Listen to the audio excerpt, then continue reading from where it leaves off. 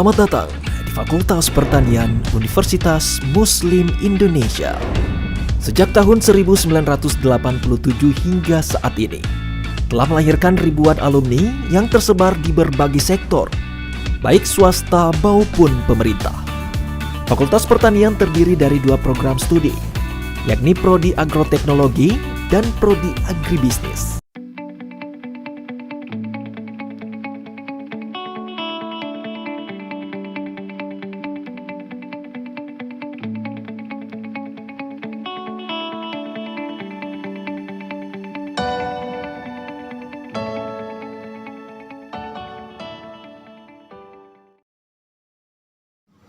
Halo guys, kembali lagi bersama saya di channel Adi Official. Pada malam hari ini kita akan bersembang santai bersama Bung Baim tentang kearifan lokal yang ada di daerahnya. Langsung saja, Bung. Baik, perkenalkan nama saya Baim. Saya berasal dari Kabupaten Lembata, Nusa Tenggara Timur. Terima kasih juga kepada Bung Adi di channel Adi Official telah mengundang saya. Siap. Ini sebuah kehormatan bagi saya. Ya, jadi begini Pak.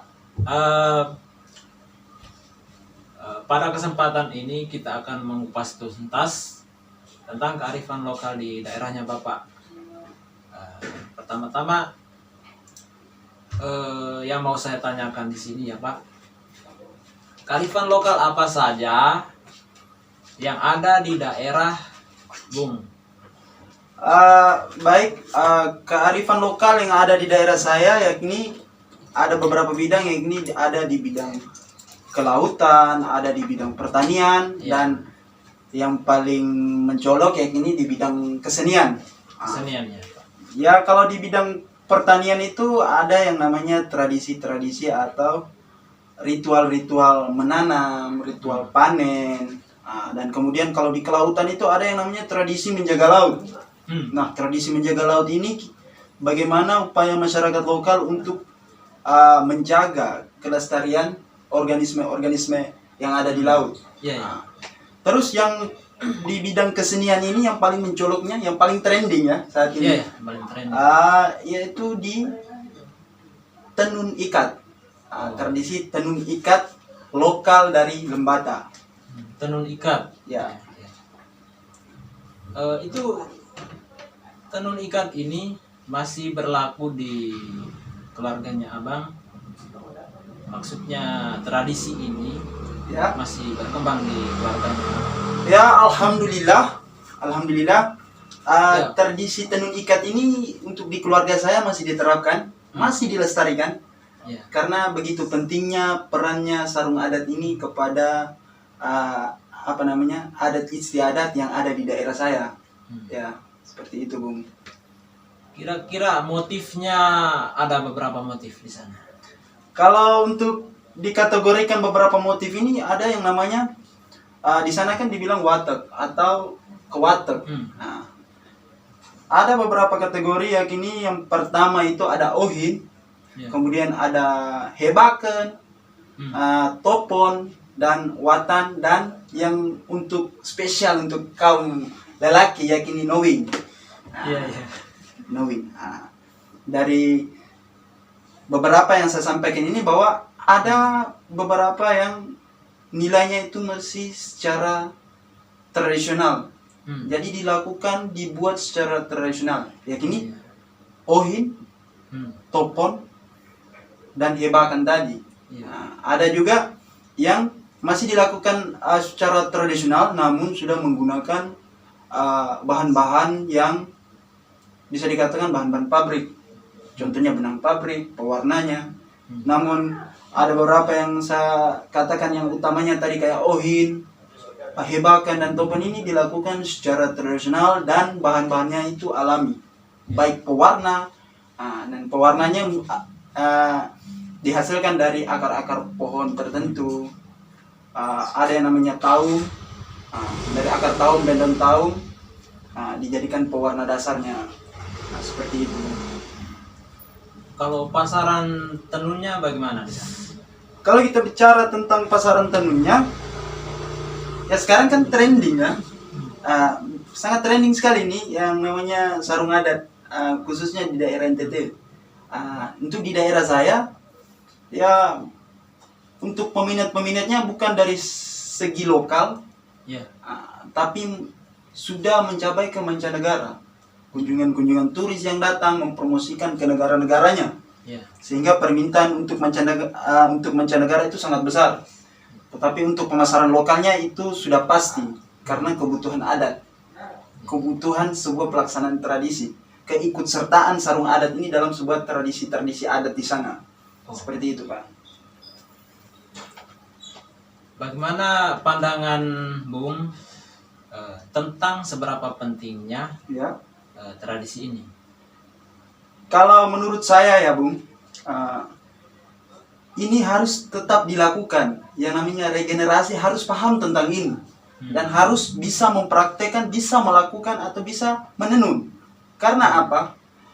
Karena keikutsertaan sarung adat ini tadi di setiap ritual-ritual atau tradisi adat yang dilaksanakan di daerah saya. Ya. Ketika sarung adat ini dengan sendirinya mati atau hilang, maka ada beberapa tradisi atau ritual adat itu dengan sendirinya terhenti.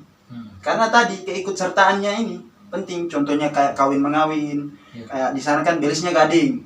Nah, ini gading dan sarung ini istilahnya saling partner begitu. Ya.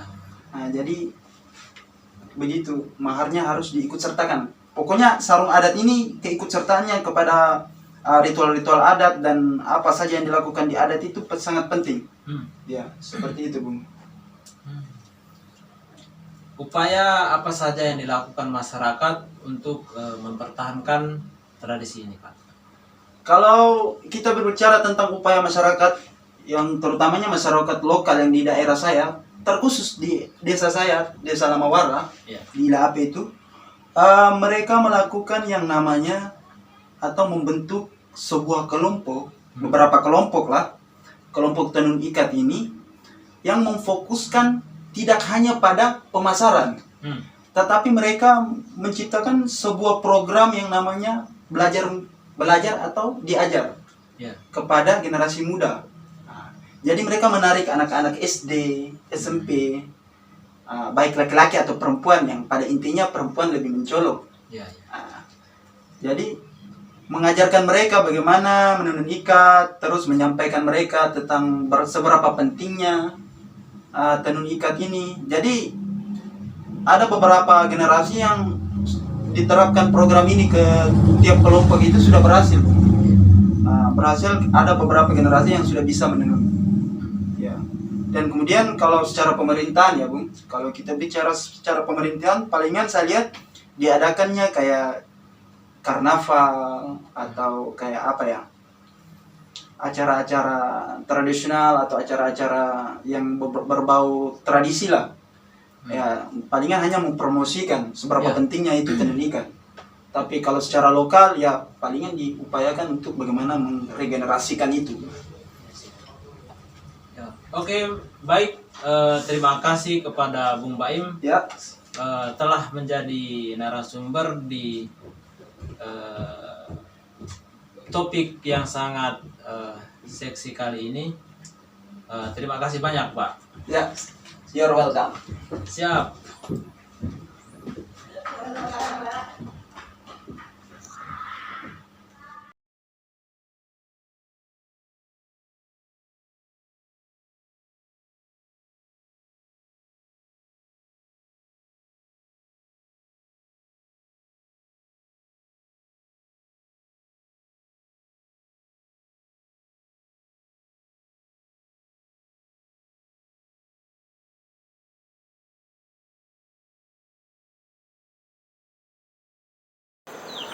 Perkenalkan, nama saya Sumarwan Sudirman, Stambuk 083 2019 0079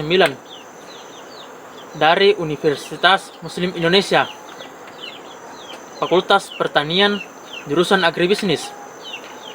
Di sini saya akan melakukan praktik lapang, kearifan lokal, dan modal sosial yang berada di Kampung Baru, Desa Bulo, Kecamatan Bungin, Kabupaten Nrekang. Apalagi Dalam rangka apa dilakukannya pesta panen? anu untuk syukuran apa namanya? Turun-temurun. Iya, turun-temurun.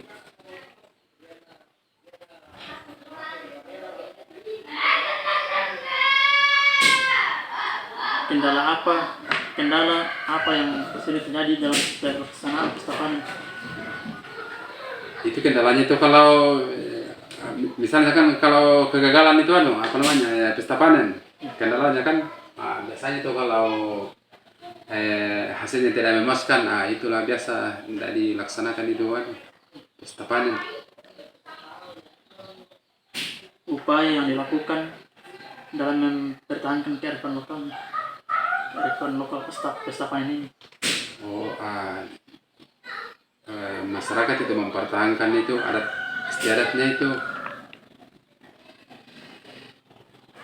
Itu kearifan lokal yang masih dilakukan sampai sekarang ini oleh Bapak Anas. Salah satunya adalah pesta panen atau biasa disebut dengan acara Makjarame. Pesta panen atau Makjarame ini biasanya dilakukan pada saat selesai panen di sawah atau di kebun, yang biasanya dilakukan 2 kali dalam 1 tahun. Acara pesta panen atau Makjarame ini masih dilakukan sampai sekarang ini untuk mensyukuri hasil panen yang memuaskan oleh para petani yang ada di Desa Bulo, Kecamatan Bungin, Kabupaten Nrekang. Acara pesta panen ini biasanya dilakukan sejak dulu atau secara turun-temurun. Semenjak adanya petani di Desa Bulo, Kecamatan Bungin, Kabupaten Nrekang. Adapun upaya-upaya yang biasa dilakukan oleh Bapak Anas atau petani yang ada di Desa Bulo, Kecamatan Bungin, Kabupaten Nrekang untuk mempertahankan acara pesta panen ini atau Makjarame agar warisan budaya para leluhur tidak ditinggalkan oleh generasi muda. Itulah tadi hasil wawancara saya dengan Bapak Anas. Sekian dan terima kasih. Wassalamualaikum warahmatullahi wabarakatuh.